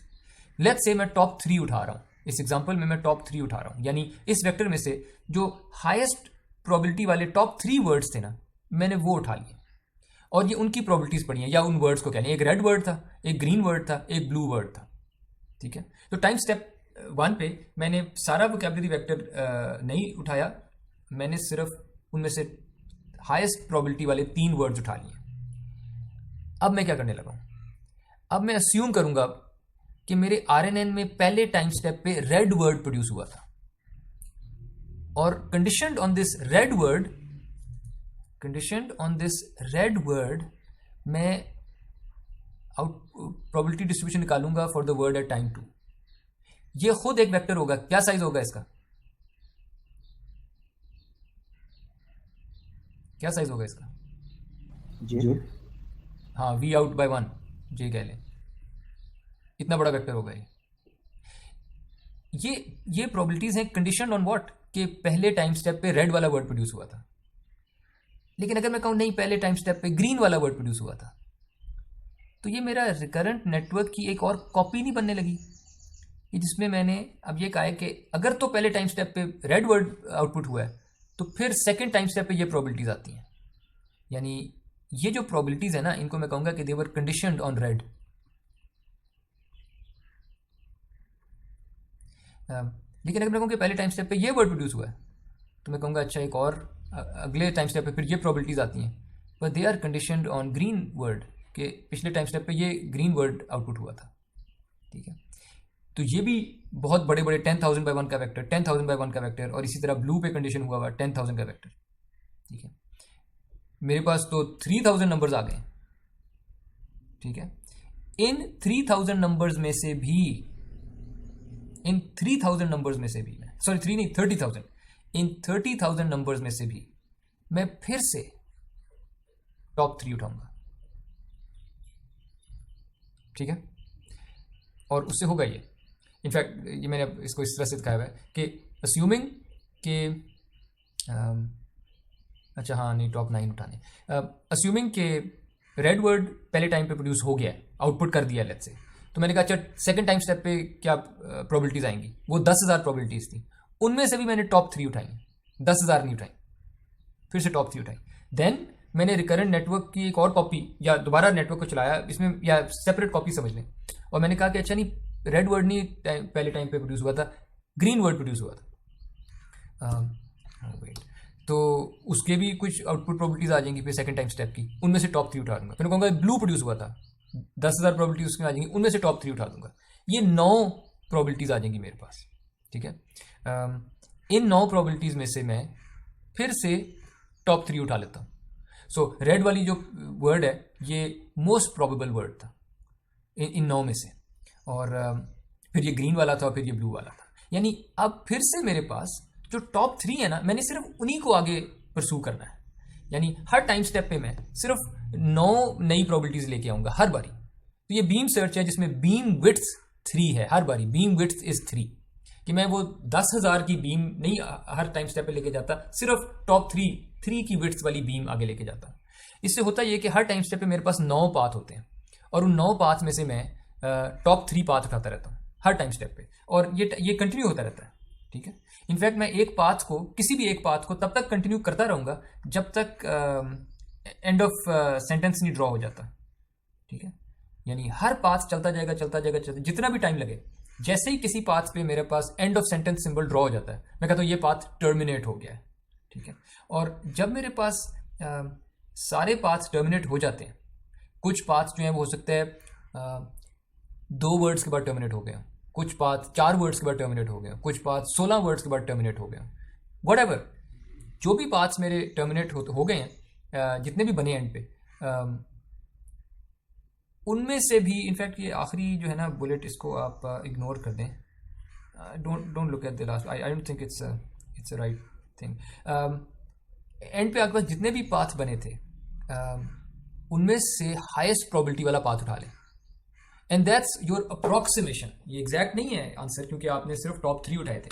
अगर तो आप 10,000 की 10,000 प्रोबेबिलिटीज हर बारी देखते तो फिर तो ऑप्टिमल निकल आता, लेकिन दैट्स टू मच वर्क, वो एक्सपोनेंशियली एक्सप्लोड कर जाता है, दैट्स जस्ट नॉट प्रैक्टिकल। तो ये अप्रॉक्सीमेट एक तरीका है बीम सर्च, जिसमें आप एक ग्लोबली ऑप्टिमल सेंटेंस पे पहुंचते हैं।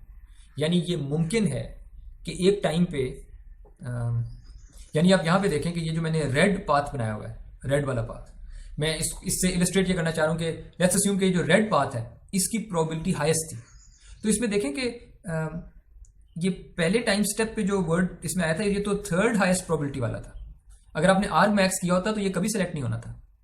तो ये कम प्रोबेबिलिटी वाला वर्ड है पहले टाइम स्टेप पे, और सेकंड टाइम स्टेप पे भी कम प्रोबेबिलिटी वाला वर्ड था, 3rd हाईएस्ट। और लेकिन इवेंचुअली जो पाथ बनता है इसका, वो हाईएस्ट प्रोबेबिलिटी वाला हो सकता है, ठीक है। तो इस तरह you get a globally optimal, approximately globally optimal sentence, ठीक है। तो that's how you generate sequences in languages, ठीक है। या आर्गमैक्स कर लें या रैंडम सैम्पलिंग कर लें, ये दोनों लोकल ग्रीडी मेथड्स हैं। बीम सर्च आपको एक ग्लोबल सोल्यूशन देता है, ओवरऑल हाईएस्ट प्रोबेबिलिटी वाला या ओवरऑल हाई प्रोबेबिलिटी वाला एक सीक्वेंस, ठीक है। इस पे कोई सवाल जी? So that concludes our language modeling की discussion, at least for now. तो कोई सवाल?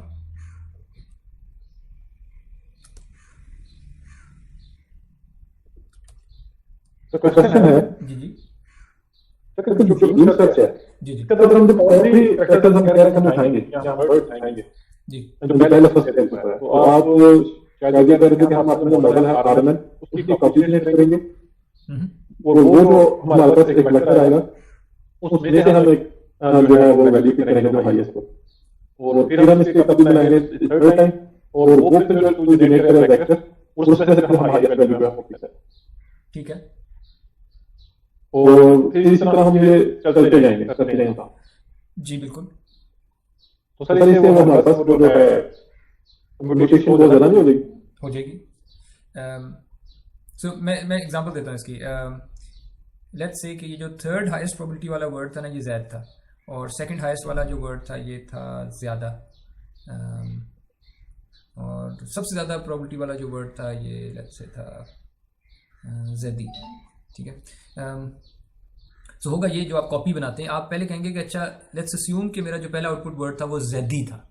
अगर पहला आउटपुट वर्ड ज़ैदी था तो अब सेकेंड टाइम पे वर्ड्स की प्रोबेबिलिटीज़ क्या आनी चाहिए, वो एक 10,000 वर्ड्स का वेक्टर होना था, 10,000 का।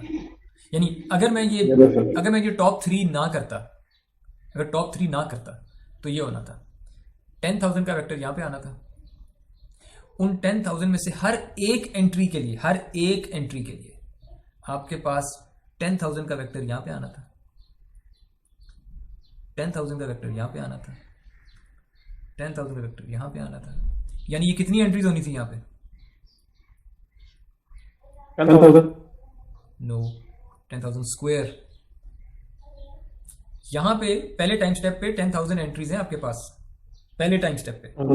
उसकी हर एंट्री के लिए अस्यूमिंग कि वो वर्ड आउटपुट हुआ था, 10,000 अगले टाइम स्टेप के वर्ड्स होने थे हर एक आउटपुट के लिए। अगले आउटपुट वर्ड के लिए फिर 10,000 प्रोबेबिलिटीज होनी थी, अगले के लिए फिर 10,000 प्रोबेबिलिटीज होनी थी।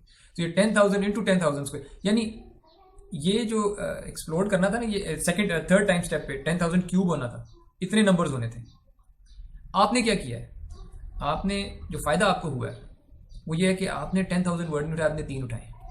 अगले टाइम स्टेप पे आपके पास 9 वर्ड्स आ गए, 3 का स्क्वायर, क्योंकि इन 3 में से हर एक के लिए फिर से टॉप 3 उठाने और अगले टाइम स्टेप पे 3 का क्यूब होना है। सो कंपेयर टू वोकैबुलरी का ओरिजिनल साइज, जो कि और 10,000 भी छोटी वोकैबुलरी बनाई है, लाखों का साइज होता है वोकैबुलरी का, लाखों का साइज। तो वो तो बिल्कुल ही इम्प्रैक्टिकल हो जाना था। आई एग्री विद यू कि अभी भी 3 का स्क्वायर, 3 का क्यूब ये एक्सप्लोड कर रहा है, लेकिन इसका एक्सप्लोजन या इसकी जो बीम विड्थ है वो कम है। कहाँ 10,000 का स्क्वायर और कहाँ 3 का स्क्वायर। ठीक है।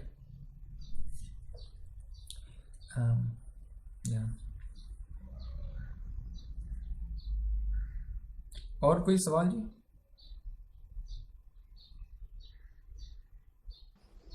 सर ये टेक्स्ट इंग्लिश वाली स्लाइड पे आ सकते हैं सर? जी जी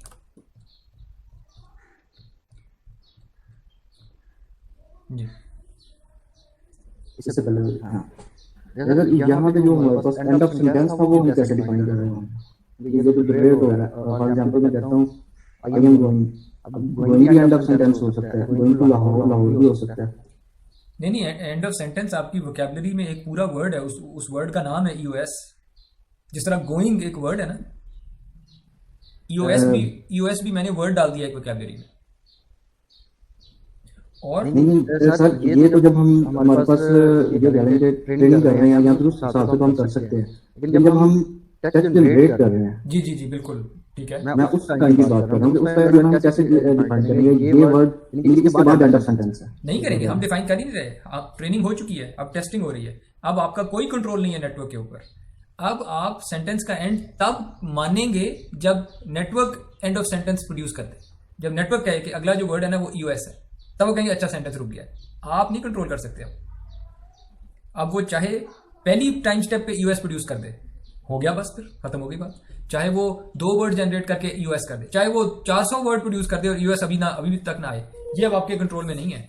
लेकिन ट्रेनिंग से आप उम्मीद ये करेंगे कि ट्रेनिंग की वजह से आपका आर्किटेक्चर वो वेट्स अपने ऐसे लर्न कर लेगा कि वो ये बात सीख लेगा कि जनरली सेंटेंसेस इस कॉर्पस में इतने लंबे थे, इस तरह की एक रेंज होती थी।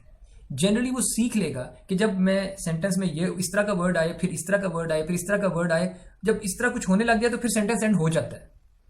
ठीक है, तो जैसा कॉर्पस होगा उस तरह का बिहेवियर आर्किटेक्चर आपका सीख रहा होगा, और वो एंड ऑफ सेंटेंसेस भी जिस तरह कॉर्पस में थे ना एंड ऑफ सेंटेंस, उसी तरह वो भी सीख लेगा एंड ऑफ सेंटेंस बनाना। लेकिन ना कॉर्पस में सेंटेंसेस खत्म हुए होंगे ना कभी ना कभी, एक सेंटेंस आया खत्म हो गया, दूसरा सेंटेंस आया खत्म हुआ। जब भी खत्म हुआ तो हमने ट्रेनिंग डेटा में ईओएस डाला होगा, हर सेंटेंस के आगे ईओएस डाला हुआ है। तो वो जिस तरह नेक्स्ट वर्ड प्रोड्यूस करना सीख रहा है, ईओएस भी तो एक नेक्स्ट वर्ड ही है, तो वो सीख लेगा रीजनेबल तरीके से प्रोड्यूस करना उसको। ये ना हो कि वो कहे I am and of sentence. अगर ट्रेन नहीं हुआ तो हो सकता है इस तरह की बातें कहते, वरना वो सीख लेगा कि कब एंड ऑफ सेंटेंस कहना चाहिए। ठीक है।